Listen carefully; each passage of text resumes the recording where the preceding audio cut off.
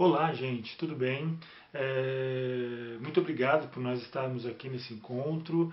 Eu sou Fernando Júnior, algumas pessoas me chamam de Sidão, faço parte do Teatro da Neura e sou o diretor do espetáculo Macbeth, A Linha Vermelha.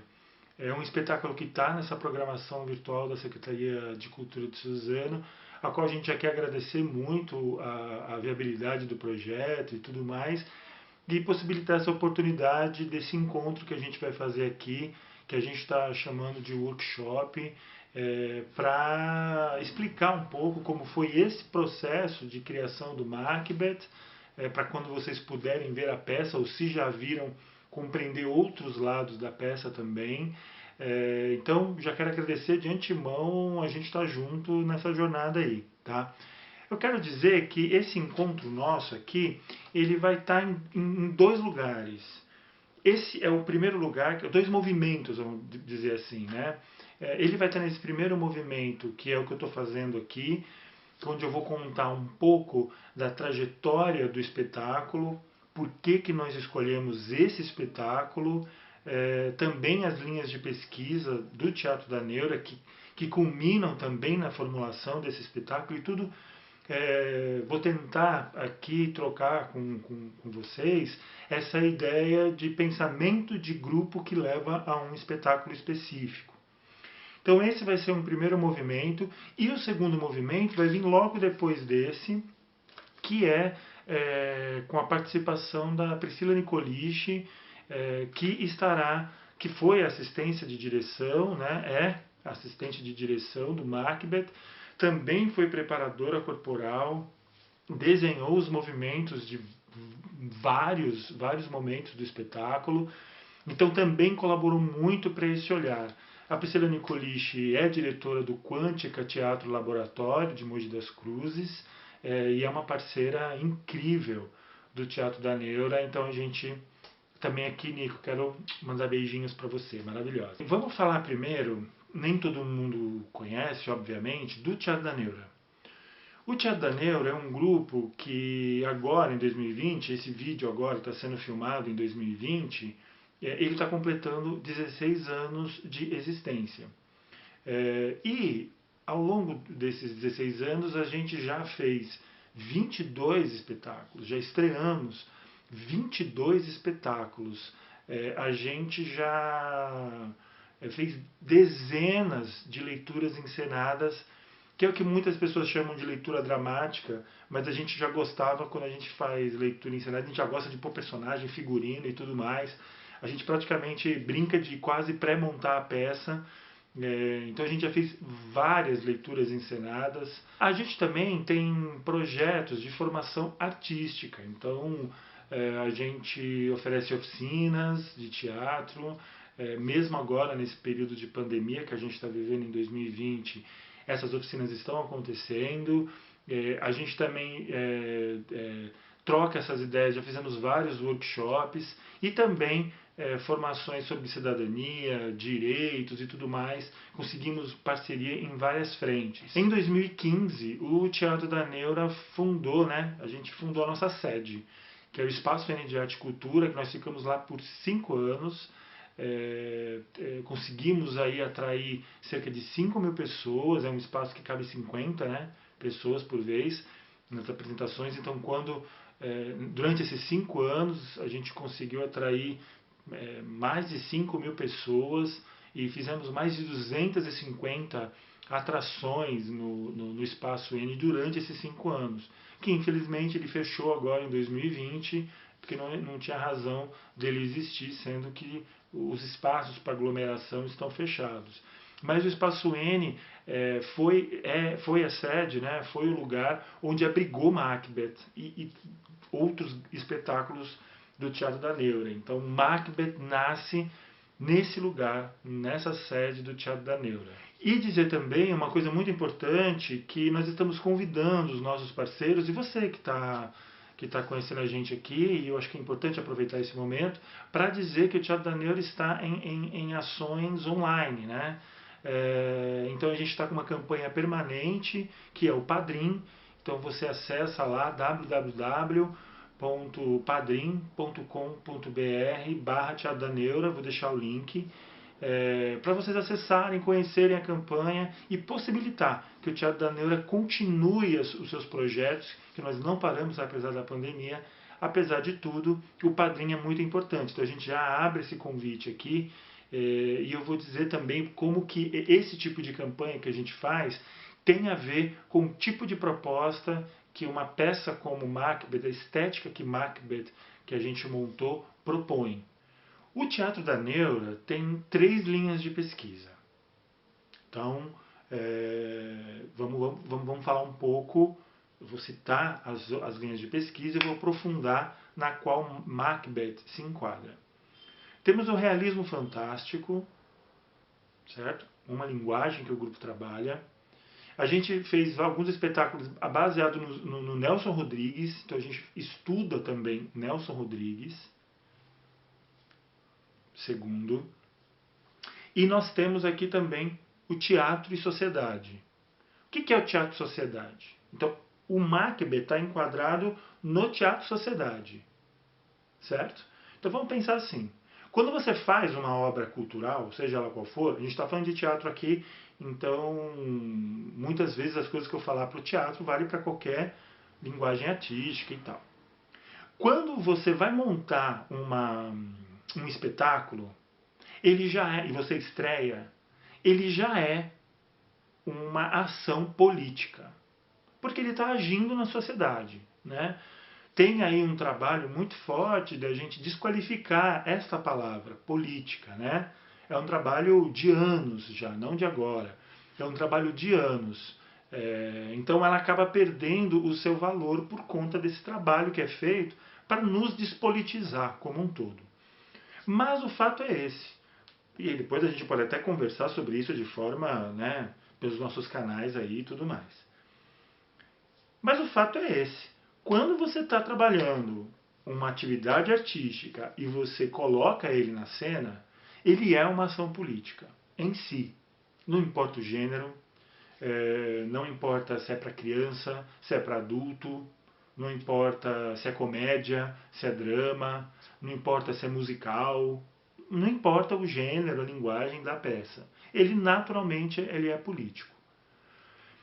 O Teatro da Neura coloca alguns espetáculos dentro desse lugar do teatro e sociedade, porque ele vai propor, além da estética, além do gênero, além da forma que a gente vai mostrar, a gente também vai priorizar a mensagem daquilo.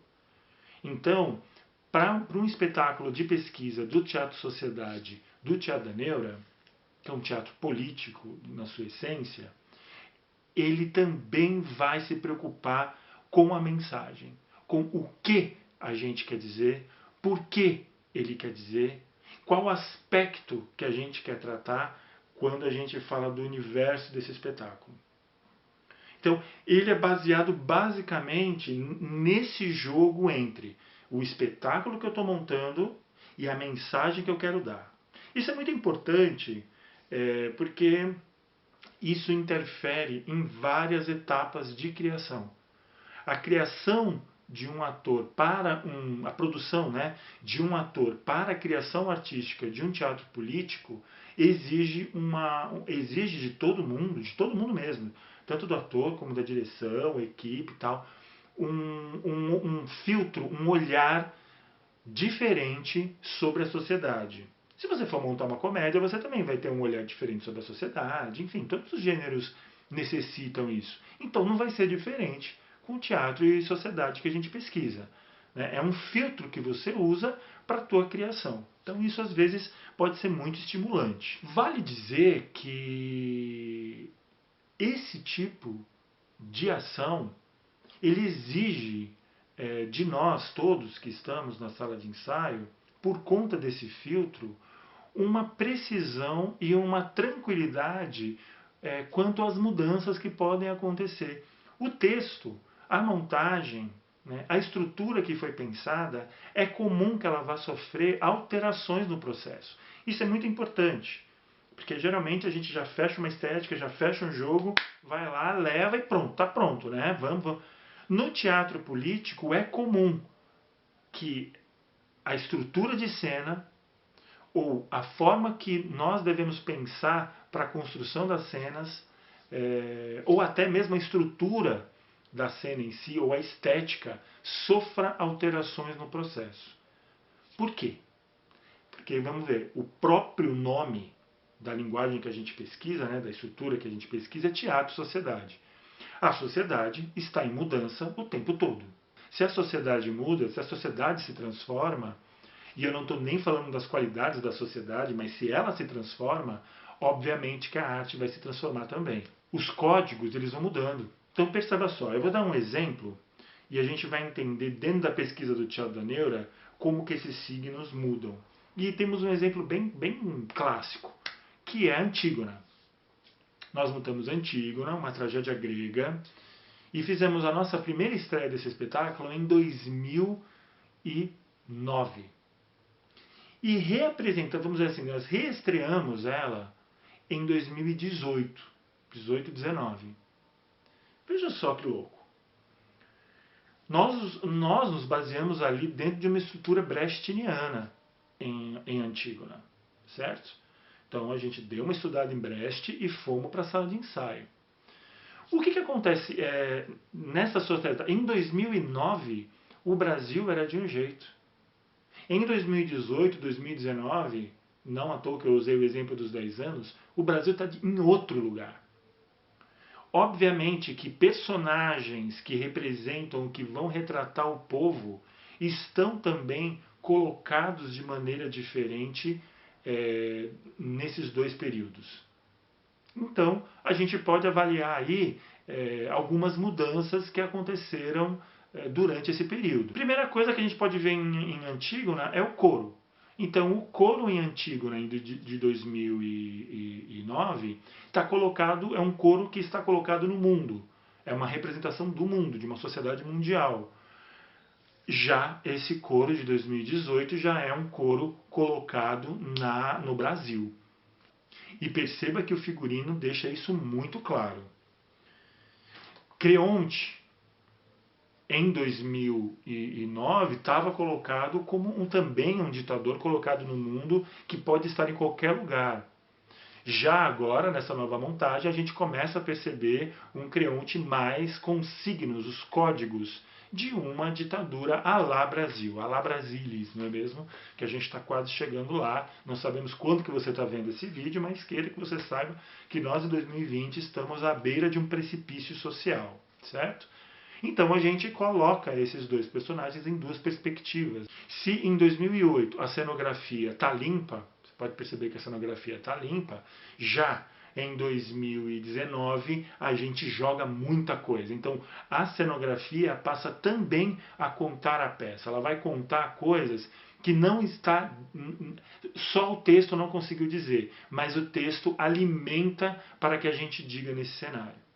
Então, são dois mundos completamente diferentes, duas peças feitas pelo mesmo grupo, e a gente aceita o desafio para uma nova montagem, praticamente. Perceba que até o elenco, na sua grande maioria, é diferente de uma e de outra, o que também interfere na mudança da peça. Isso é muito interessante.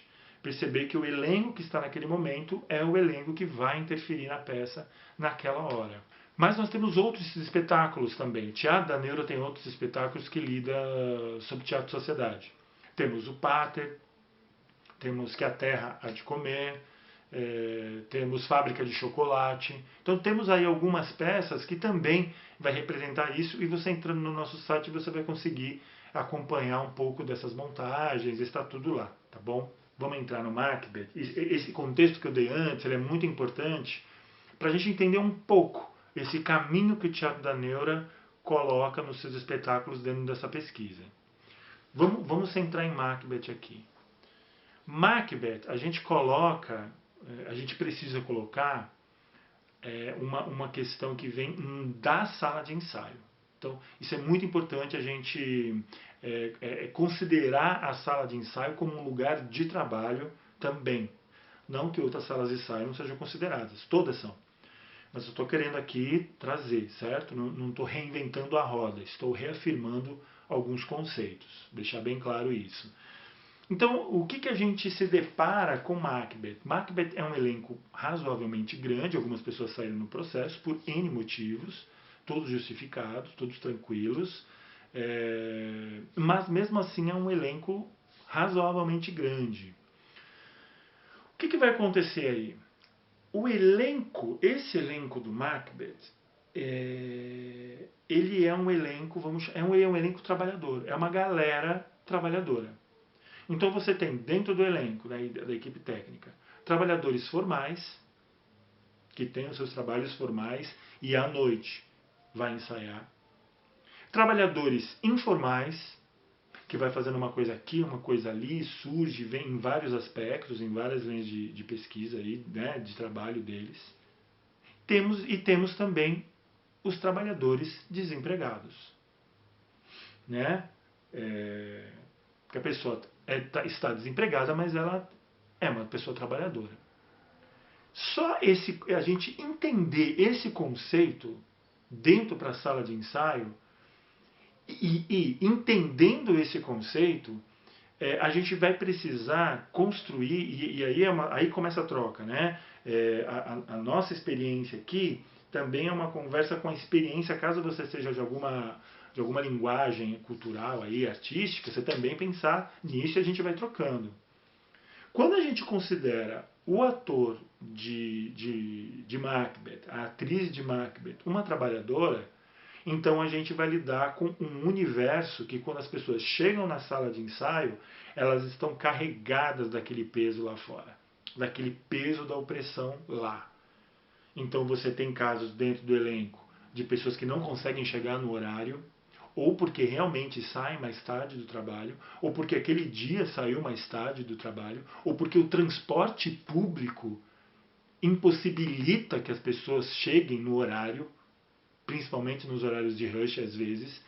Então você tem um monte de fatores que essas pessoas, quando chegam na sala de ensaio, elas estão carregadas ali já de um cansaço, né? Que dentro de uma estrutura de teatro político é um cansaço vindo por uma opressão capitalista, certo? Então, e aí essas pessoas optam em tirar alguns minutos, algumas horas por semana para fazer a sua arte, para ser autônomas, para criar a partir de alguns estímulos. Então ele sai de uma estrutura completamente opressora e vem para uma estrutura que se propõe emancipatória, porque ele vai se e ainda tem que criar coletivamente e tudo mais. Então, isso é importante a gente considerar dentro de uma sala de ensaio. A gente considera isso como uma sala de ensaio. Então, você pode começar o espetáculo. Vamos supor, você pode começar, se nós estamos em 8, 9 no elenco, se você, aquele dia a gente pode estar começando com 6. Porque 2 estão chegando atrasados, avisaram, vão chegar atrasados. Aquela pessoa está com problema de condução, não consegue dinheiro para vir e tal. Ela não consegue vir, então a gente tem que lidar com essa realidade. Então isso começa também a moldar a forma como a gente vai ensaiar ali. Qual que é o pulo do gato nessa hora? O pulo do gato é como que a gente pega essa opressão que o elenco está sentindo, que o elenco está passando e joga dentro de uma criação artística. Que ponte a gente está fazendo para que isso aconteça?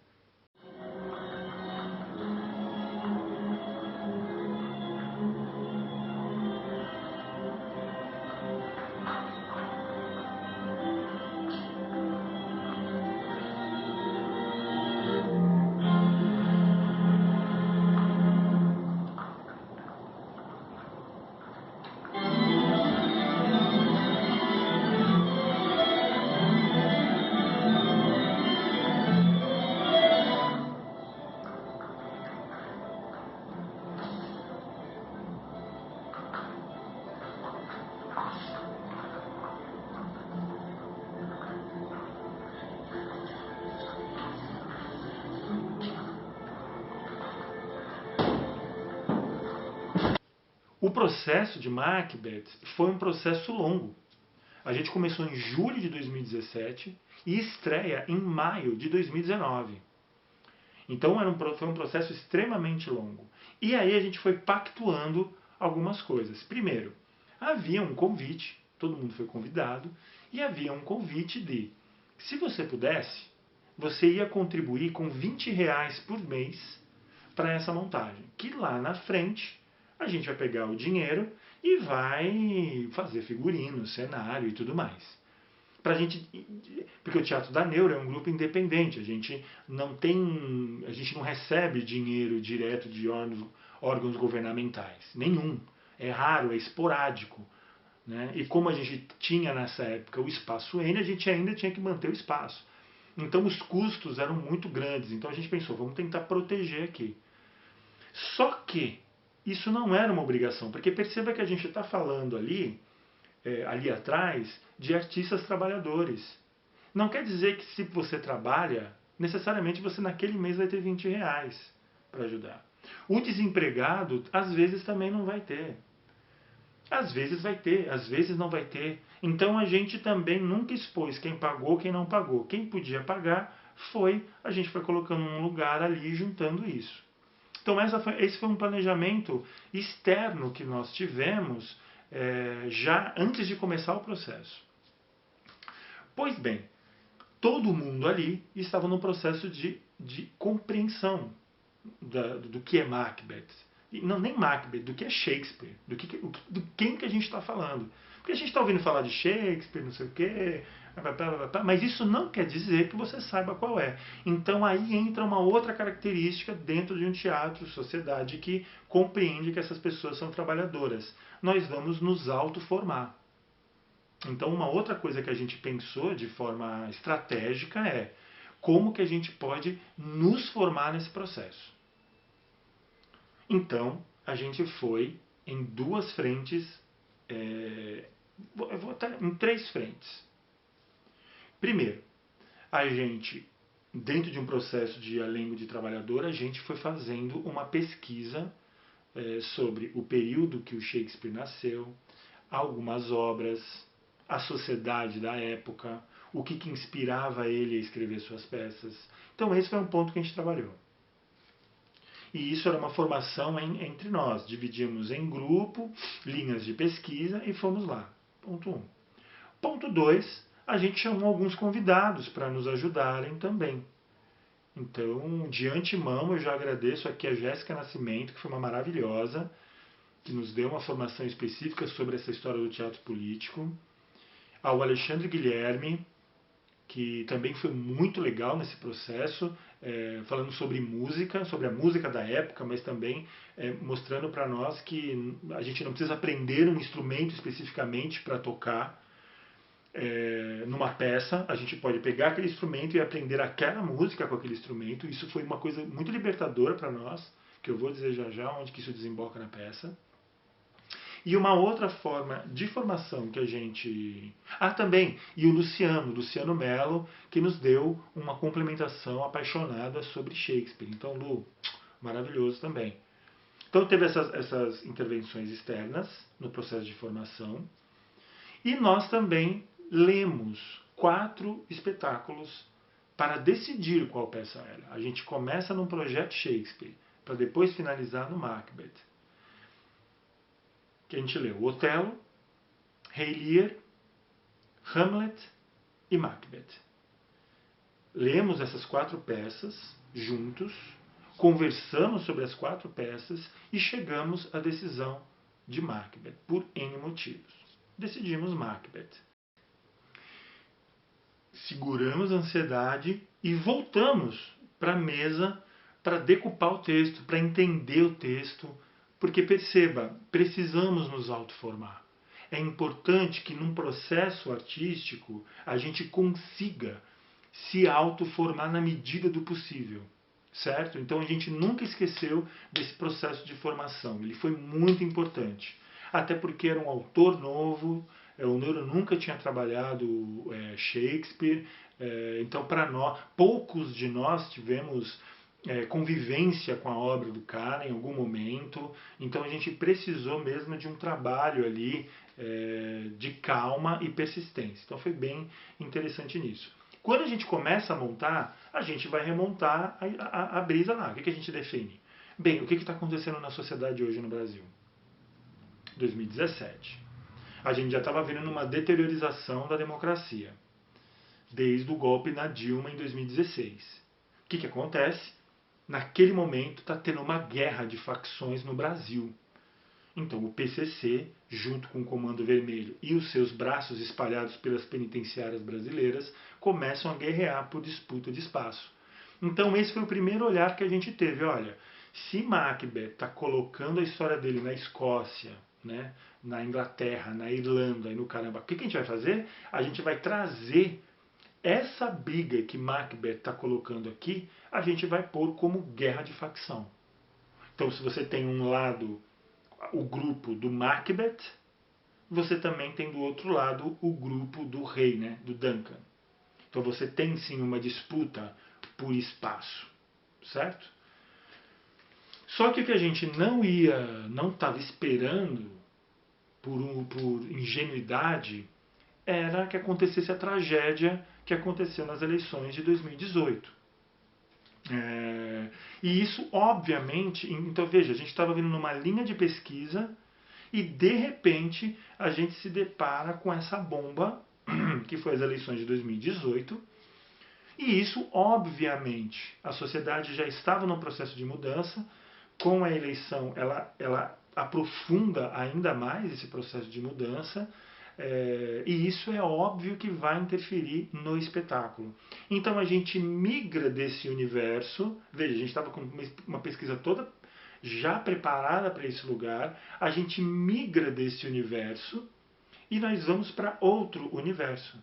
E aí a gente lida com Macbeth, que é uma coisa que na peça já tem, esse plano imaginário, né, e o plano real aqui. A gente coloca o plano real, ainda uma certa disputa de poder, né? A gente ainda vê em Macbeth uma certa disputa de poder. A gente não abandona completamente a linha das facções, né? A linha de disputa, essa coisa urbana. A gente não tira isso, a gente mantém no plano real. Mas agora, no plano imaginário, a gente vai colocar a figura do Estado, seja ele municipal, estadual ou federal. A gente coloca ele uma figura do Estado que, com as suas forças, e nesse caso a gente bota o Brasil de novo de forma mais direta nos signos, né? Então as três bruxas, se você vê a peça, as três bruxas do espetáculo já começam com a representação dos três poderes no Brasil, o legislativo, executivo e judiciário. Esses três poderes estão representados ali. E esses três poderes vão alimentando a tragédia, o sangue e a morte aqui embaixo. Então a peça ela é colocada nesses dois lugares. E aí entra aquela ideia. Quais são os signos que a gente precisa usar para além texto, para que quando eu bata o olho, eu já entenda mais ou menos o que a gente está querendo dizer, porque a plateia também precisa participar do jogo. Né? A gente tem que lidar com uma plateia que é referenciada, mas a gente também precisa lidar com uma plateia que não é referenciada. Por quê? Se nós do elenco precisamos de muitos meses para entender Shakespeare, e talvez a gente seja um processo de compreensão eterna, imagine um público que nunca viu nenhuma peça profissional tenha que lidar com isso. Então perceba que o teatro político ele também considera muito a plateia como forma de estabelecer o jogo. Né? O jogo não fica só com o elenco, o jogo precisa ficar também com a plateia. Então aí a gente percebeu que, obviamente, não dá para só o texto ou só a interpretação do elenco cuidar disso. Então aí que veio a parte técnica, a equipe técnica traz para colaborar nessas mensagens. Então isso está em todos os sistemas do espetáculo. Se a gente pegar o figurino, você vai ver um figurino totalmente preto. Né? Primeiro que o preto, o preto, quando a gente coloca ele no teatro, geralmente ele elimina qualquer informação, e a gente queria tirar as informações, botar muita informação, como a gente viu lá em Antígona. A gente quis tirar um pouco as informações porque você está lidando com um texto clássico, um texto complexo. Então é importante que nada, eu já sei o que você é, li rapidamente, entendi, e agora eu vou ficar atento no elenco e no texto. Então essa estrutura de deixar um figurino meio monocromático, digamos assim, parabéns, obrigado Eriquita, Érica Grisendi fez esse figurino maravilhoso. Quando ela coloca no plano real essa galera aqui, toda de preto, vem uma inspiração dos Black Blocs. Então você tem de guerra, de ir contra o sistema e tal. Mas também você tem uma situação de limpar um pouco a cena para que não conflitue os outros elementos cênicos com isso. Já quando ela bota nas bruxas um figurino vermelho, é isso que eu acabei de dizer. Então tem uma, e Macbeth é representado por muito sangue, né? É uma peça que tem muito sangue. E a gente resolveu não trabalhar muito com esse tipo de sujeira, certo? Então a gente começa a lidar com ele de forma metafórica. Então a roupa das bruxas vem com esse detalhe vermelho. Então quando a gente vai falar de bruxa, está de vermelho. Né? Que elas que promovem, o Estado que promove o sangue. É isso que a gente vai passar lá. O Estado está promovendo o sangue. Para nós aqui que estamos morrendo. Então aí você tem a iluminação. A iluminação também vai estar junto com o figurino. Então você tem um plano das bruxas, que é o fundo, né? Sempre quando as bruxas aparecerem de forma, né? Elas vão usar o fundo. Então esse fundo vai ter uma luz exclusiva ali, que vai separar do plano real, que é o plano que está à frente. Esse plano do fundo, esse plano imaginário da necropolítica, com o plano real, onde essa necropolítica é implementada, quando esse fundo vem, aí você tem um clima no espetáculo. E o clima no espetáculo, nessa parte real, ele coloca também em dois lugares. Ele começa sempre com um clima azul. Então, esse clima azul possibilita a primeira parte do espetáculo, onde as forças ainda estão em construção. E pós-morte do rei, pós-morte do Duncan, esse clima deixa de ser azul e passa a ser vermelho, como um clima de luta, de morte, que não tem mais fim. Certo?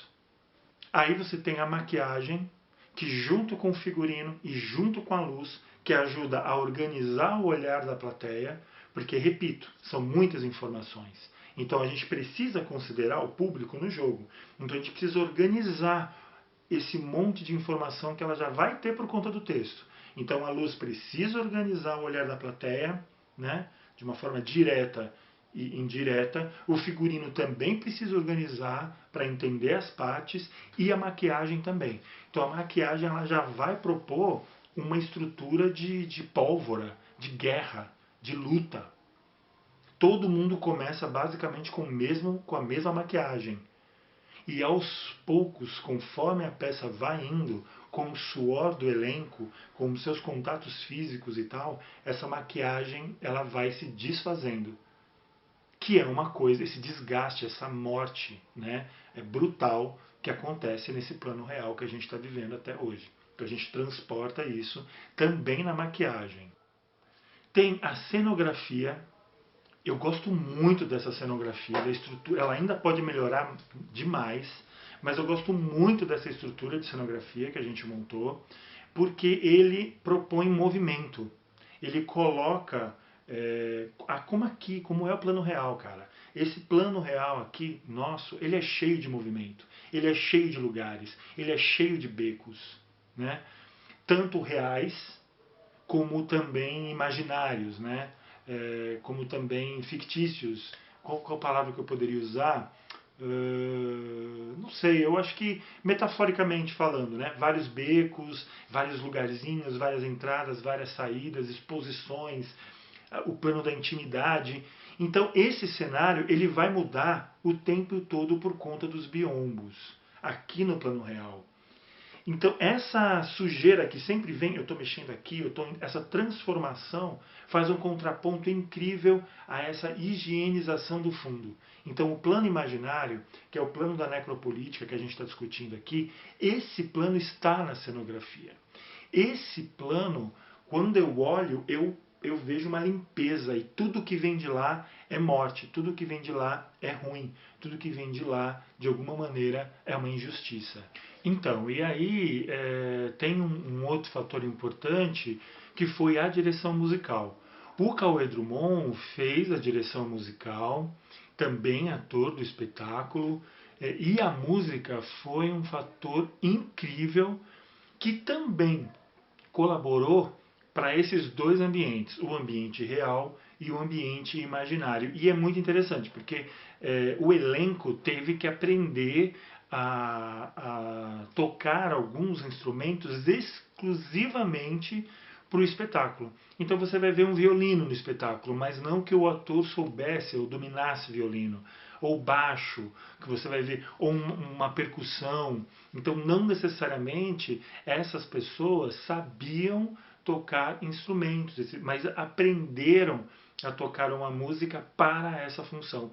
E isso foi uma contribuição muito legal que o Alexandre nos deu, para a gente perceber, assim, poxa, eu não preciso aprender a tocar dentro dessa estrutura de artistas que são trabalhadores e com vários problemas de formação, não problemas sob o ponto de vista de capacidade de atingir, né, uma formação legal, mas é porque a vida complica mesmo. Então a gente foi se formando e construindo essa lógica. Então você tinha metais, né, botijão de gás mesmo, pedaço de ferro, tudo isso servia também de uma atmosfera urbana, pesada, difícil, em contraponto, às vezes, com experiências sonoras que levassem também para esse mundo imaginário. Sempre denso e pesado. Que a finalização está no seguinte lugar, gente. Eu vou fazer umas perguntas para que você, artista ou não, de seja qual linguagem for, apenas pensar, porque foi essa maneira que a gente pensou em Macbeth. Isso não quer dizer que foi uma maneira fácil, que foi uma maneira simples, que não teve discussões, que não teve treta, que não teve conflito. Conviver é ter conflito mesmo, tá tudo bem, isso aí é normal. Mas a gente chegou nesse resultado com Macbeth, beleza? Então eu vou fazer aqui, baseado nesses conceitos que a gente conversou, né, de considerar a plateia como parte integrante do jogo, qual mensagem, quando você está em cena, qual mensagem você está passando, você reflete sobre a mensagem que você está passando, isso está em outros lugares, outros sistemas significativos, significantes, está no figurino, está na maquiagem, está na música que você escolhe, certo? Então eu vou jogar aqui algumas questões, e como essas que eu já estou jogando, para a gente pensar mesmo a arte que a gente está fazendo, né? Qual mensagem nós estamos passando e como que os sistemas estão se comunicando, sistemas que você cria, artístico, para transmitir essa ideia.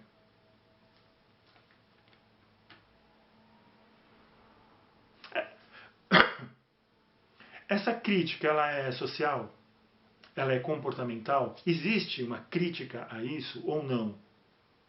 Certo? Então, e perceber que também não criticar é uma atitude política, sem julgamento, sem nada, mas não criticar também é uma atitude política, né? Perceber isso. Que tipo de arte, quando você faz a tua arte, que tipo de lugar que você quer que ela esteja junto a quem vê?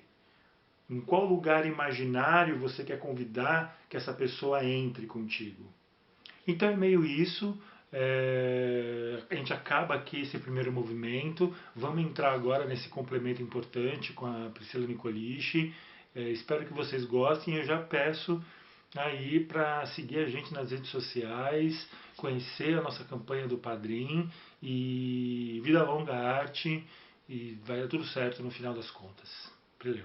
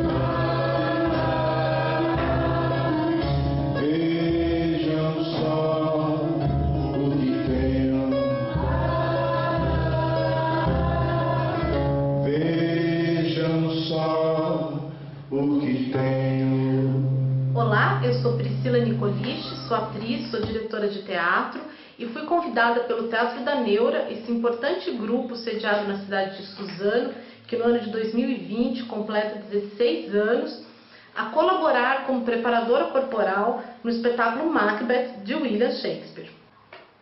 Antes de falar sobre o processo com os atores, o processo corporal com os atores, eu queria fazer algumas observações a respeito da obra para que a gente pudesse compreender as escolhas que foram feitas para essa montagem. Macbeth é uma obra feita em camadas, então existe ali uma camada da ação real, né, da ação concreta, existe uma camada que é a camada do fantástico, ali proposto pelas bruxas, e existe uma camada que é o interior do Macbeth, né, em seu conflito. Uma vez que, mesmo tendo usurpado o trono do rei Duncan, ele não tem tranquilidade, ele não sente tranquilidade, ele não consegue ser esse líder, esse rei que ele deseja. Ele é constantemente atormentado pelos fantasmas dos assassinatos, né, onde a gente inclui aí o assassinato de Banquo, que era companheiro dele, e que ele, por medo que os filhos dela, né, na nossa versão, aí na versão do Neura, a Banquo, né, a gente escolheu que fosse uma atriz fazendo e que se a gente mantivesse o gênero aí no feminino, ele, por medo então de que esses filhos, esse futuro que ele nem sabe se aconteceria ou não, ele manda inclusive assassinar a Banquo e é atormentado por esse fantasma. Aí gostaria de fazer um paralelo, né, para abrir um pouco esses conceitos que a gente encontra na obra dele, e dizer que Shakespeare está ali localizado também no limiar, na passagem do homem medieval para esse homem renascentista, esse homem de pensamento mais moderno. E isso é algo que aparece muito nas personagens dele. Esse desejo, né, de ser ou não ser, que aparece em Hamlet, né, e que atormenta essas personagens, que são atormentadas por esse passado, então por aquilo que é a tradição, por aquele período, aquele pensamento medieval. Mais para frente, quando a gente pensa historicamente, Walter Benjamin vai refletir sobre isso. Ele pega uma imagem do pintor Paul Klee, que é o anjo da história, e vai falar do anjo da história, né? Aquele que anda, embora ande para frente, não consegue se desvencilhar do passado. Rainer Miller retoma esse conceito na obra dele, já numa reflexão ali do pós-guerra, do pós-segunda guerra, né, que é o período ali do Rainer Miller. E eu acho que é adequado dizer que todos eles bebem um pouco nessa fonte que é o Shakespeare e esse pensamento sobre o homem moderno, né, sobre esse homem que estava se construindo naquele período de profunda transformação do mundo que foi o Renascimento. Então a gente tem esse retrato desse homem ali colocado nessas camadas do texto. E quando eu fui convidada para participar dessa montagem, a ideia do Sidão, nosso diretor, era que essas camadas existissem na montagem. Então o que a gente tem no espaço cênico é um fundo onde existe algo que a gente chamou de orquestra, onde as bruxas aparecem, onde aquilo que é fantástico, aquilo que é delirante acaba acontecendo ali naquele fundo.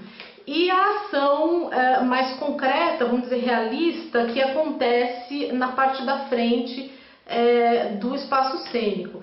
Então a gente tinha esse desafio de como lidar com esses dois espaços, de como diferenciar na cabeça do público esses espaços para que essas camadas do texto fossem melhor apreendidas.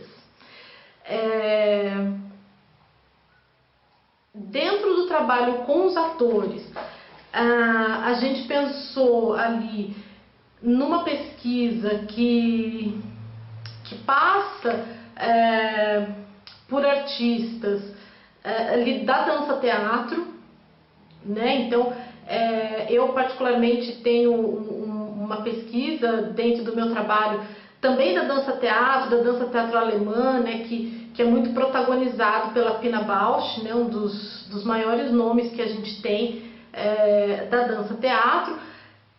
Mas existem algumas coisas anteriores, né? Acho que antes da gente chegar no trabalho da Pina Bausch, a gente precisa falar, por exemplo, do trabalho do Kurt Jooss, que é um precursor, que começou a pensar esse gesto também deslocado da tradição, né, da dança, e teatralizar esse gesto. Então, criar um deslocamento onde fosse possível desconstruir a dança.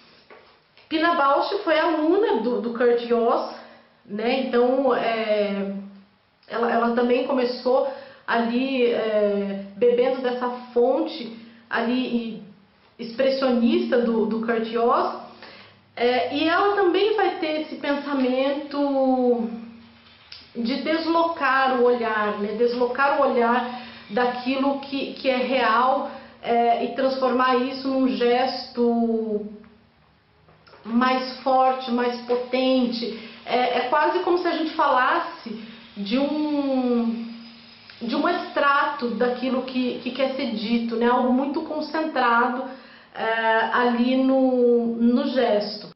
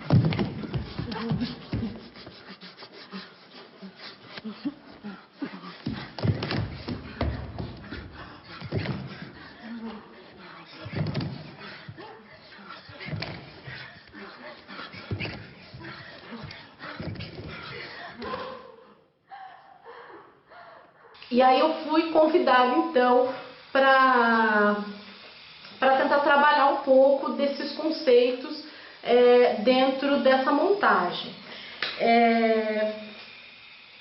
Uma das questões aí que se apresentaram para mim é que não era uma intenção da direção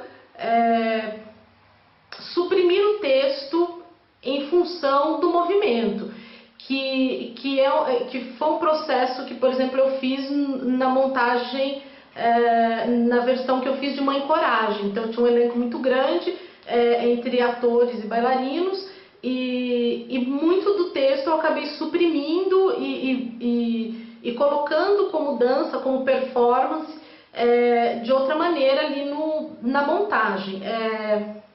Então não era essa a nossa ideia. Então o pensamento era que o texto fosse mantido, né, em sua estrutura ali principal, e que a gente fosse criando partituras. Como é que a gente cria e valoriza esse texto, que não é um texto fácil de ser ouvido, a gente sabe, né? É um texto que não é coloquial, que a gente não fala e não ouve todo dia. Então a gente precisava também que a cena desse conta um pouco desse texto e de todo o contexto ali que estava sendo proposto. Então o primeiro trabalho que eu tive com os atores foi de entender esses corpos, então de que corpos existem ali para trabalhar, né? É um grupo de atores, então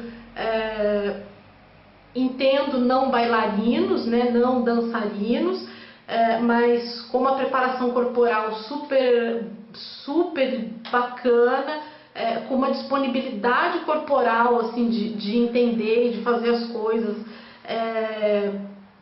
que dá muito prazer de ver, né? Então um elenco muito afinado. O primeiro trabalho foi pensar em coros. Então a gente elegeu alguns procedimentos, algumas dinâmicas de movimento,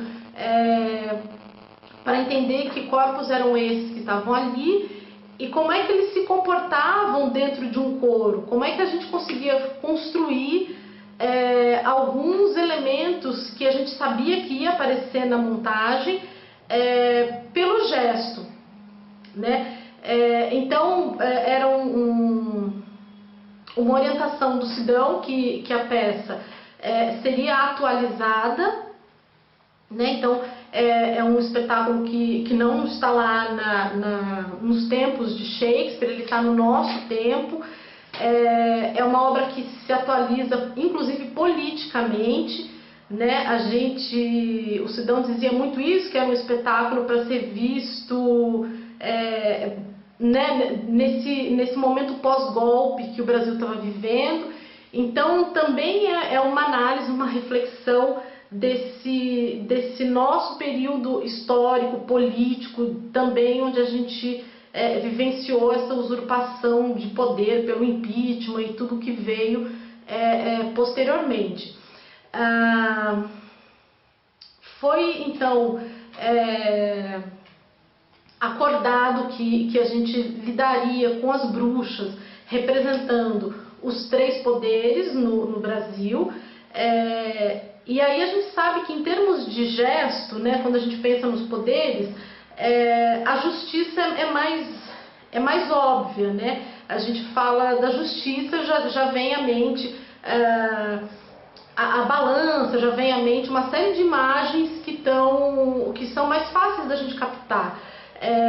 Os outros poderes já nem tanto, né? O legislativo, o executivo, eles são um pouco mais abstratos. Então a gente trabalhou por muito tempo tentando encontrar esse modo, esse símbolo desses poderes, né? Como é que eles apareceriam no espetáculo de maneira que não fosse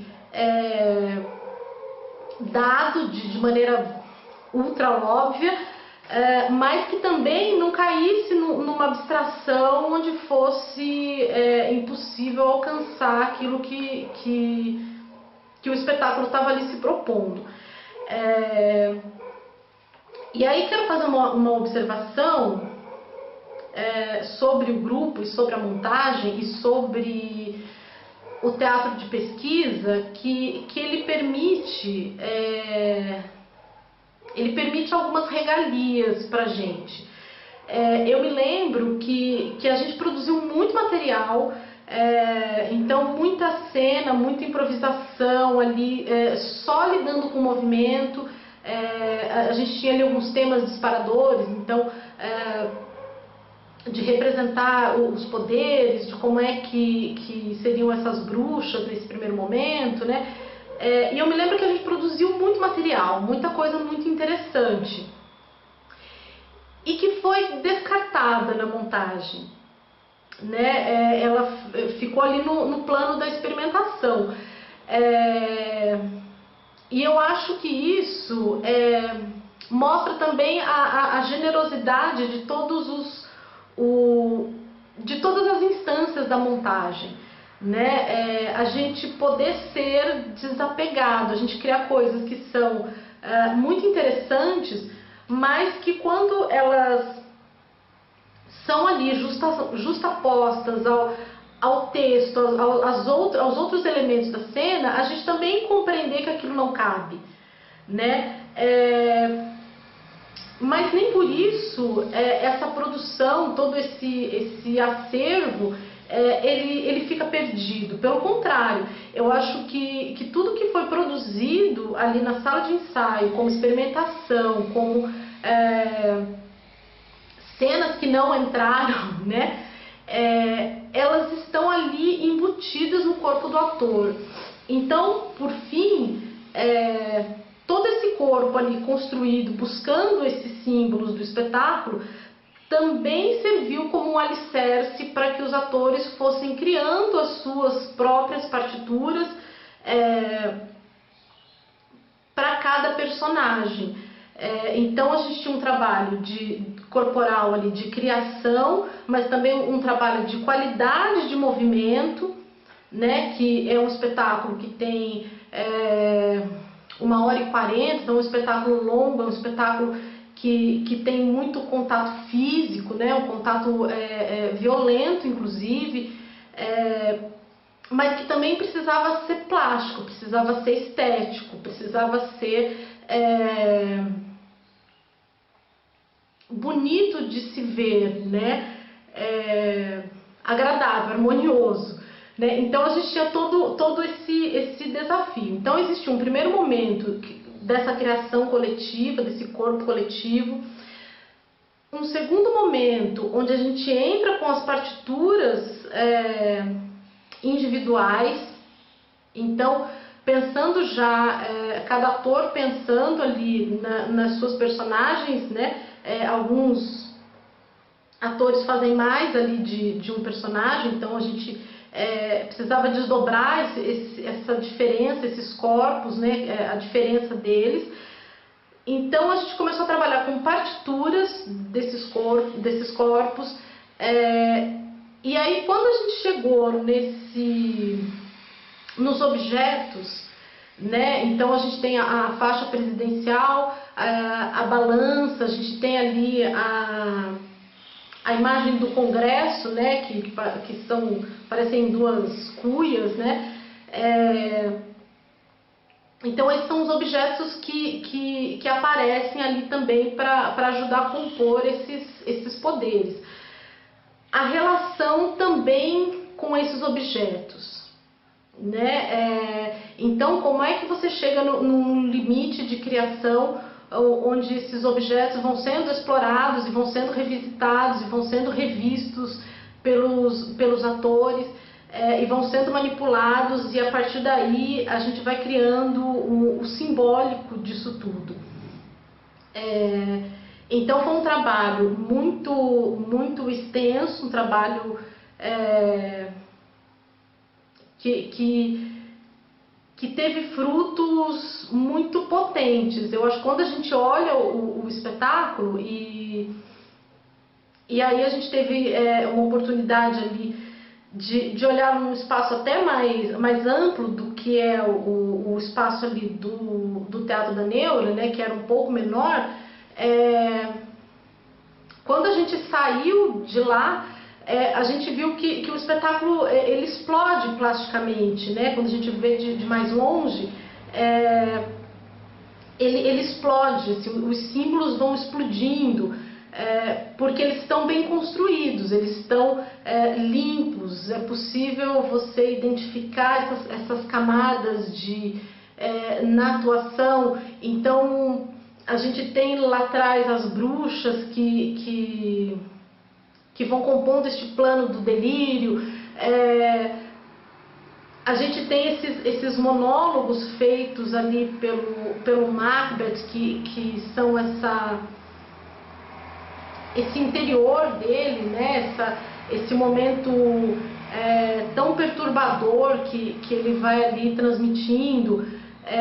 E tudo isso vai também sendo auxiliado pelo gesto, pelo corpo que está ali ultra presente,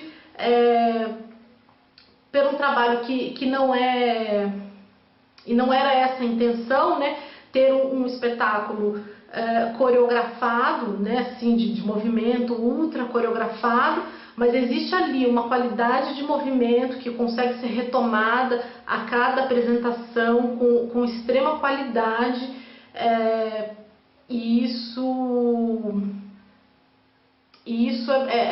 acho que transforma a obra em algo que pode ser acessado por todos, né? Então não é uma obra que fica ali paralisada e é feita só por um grupo de eleitos entender o que está acontecendo.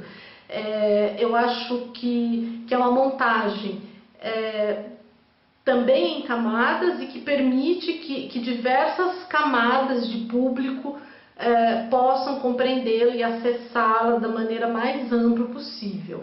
Profundamente vinculada às aspirações urgentes do nosso povo.